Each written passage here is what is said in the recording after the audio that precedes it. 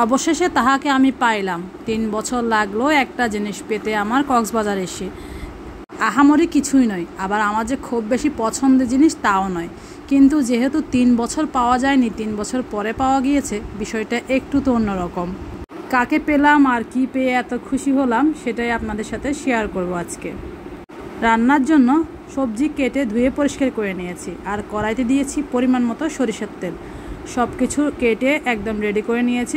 রান্না করার আগে যদি সব কিছু কেটে ধুয়ে পরিষ্কার করে রেডি করে নেওয়া যায়, রান্না করতে খুব বেশি সময় লাগে না। যা কিছু সময় লাগে তা হচ্ছে রেডি করতেই। তো আমি সব কিছু এভাবে সময় থাকলে একসাথে রেডি করে নিয়ে জাস্ট রান্নাটা বসিয়ে দিই। আর যদি সময় না থাকে, তাড়াহুড়া থাকে, তখন একটা রেডি করে একটা রান্না করি। তো তেল গরম করে প্রথমে দিয়ে দিলাম চিংড়ি মাছ, তারপর রসুন কুচি, পেঁয়াজ কুচি দিয়ে নেড়ে চেড়ে নিলাম। এরপরে টমেটো দিলাম একটা, কাঁচামরিচ, স্বাদ মতো লবণ দিয়ে সব কিছু ভালো করে মিশিয়ে নিচ্ছি। তো এখন আসি মূল কথায়, কি পেয়েছি।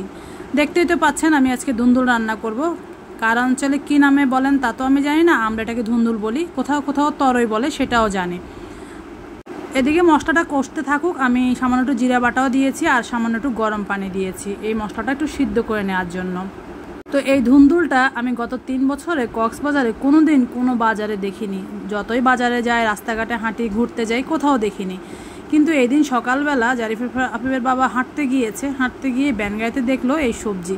তো সে দেখে সাথে সাথে একদম 2 কেজি নিয়ে এসেছে। সবজিতে এর থেকে বেশি আনে লাভ নেই, আর এনে রেখে নষ্ট করেও কী করবে, তাই 2 কেজি নিয়ে এসেছে। এনে আমার কাছে এসে বলছে, এমন কিছু এনেছি যেটা তুমি কক্সবাজার কখনো পাওনি। আমি বললাম কি? বলে বলো তো দেখি। তা আমিও ঠিক বলতে পারলাম যে ধুন্দুল এনেছ। বলে যে কীভাবে বুঝলাম? এই সবজিটাই তো আমি কক্সবাজার আসার পরে পাইনি।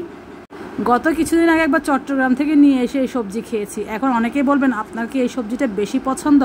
আসলে তা নয়, সবজিটা যেহেতু আমার মূল খাবার, আমি 2 বেলায় সবজি খাই, অন্য খাবার তেমন একটা খাই না। তাই এই সবজি পরিবর্তন করে খেতে ভালো লাগে। তো সবসময় একই সবজি ভালো লাগে না। আর এই কক্সবাজার যারা থাকেন বাইরে থেকে এসে, তারা বলতে পারবেন এখানে কিন্তু ফ্রেশ সবজি খুব একটা পাওয়া যায় না। তার মধ্যে যেই সব সবজিগুলো খুব তাড়াতাড়ি নষ্ট হয়ে যায় কিন্তু অনেক বেশি মজা, সেগুলোও খুব সহজে পাওয়া যায় না। বছরে 12 মাসের মধ্যে 2 মাস মোটামুটি ভালো সবজি পাওয়া যায়, বাকি 8-10 মাস একদমই পাওয়া যায় না। সেজন্য আর কি একটু খুশি হয়েছি। তো রান্নাটা করে নিয়েছি। এই সবজিটি খেতে ভালো লাগে কেন? একটু মিষ্টি খেতে বাচ্চারাও পছন্দ করে। এটা রান্না করলে আমার বাচ্চারাও কিন্তু ঝামেলা করে না। যেমন লাউ সবজি, তারপর ধুন্দুল, এগুলো খেতে পছন্দ করে। কিন্তু আবার কাঁকরোল, মূলা, এসব ওরা খেতে একদমই পছন্দ করে না। যদিও আমি সব রকমের সবজি রান্না করি, রান্না কিন্তু একদম হয়ে গিয়েছে। জাস্ট সামান্য একটু মরিচের গুঁড়া দিয়েছি, পরিমাণ মতো দিয়েছিলাম হলুদের গুঁড়া। তো সব কিছু দিয়ে মশলাতে সবজিটা কষিয়ে সামান্য একটু পানি দিয়ে রান্নাটা করে নিয়েছি। একদমই পানি দিতে হয় না এই সবজিতে, অনেক পানি বের হয়ে গিয়েছে, দেখতেই পাচ্ছেন। আপনাদের কি এই সবজিটা খেতে ভালো লাগে? কমেন্টে জানাবেন। আল্লাহ হাফেজ।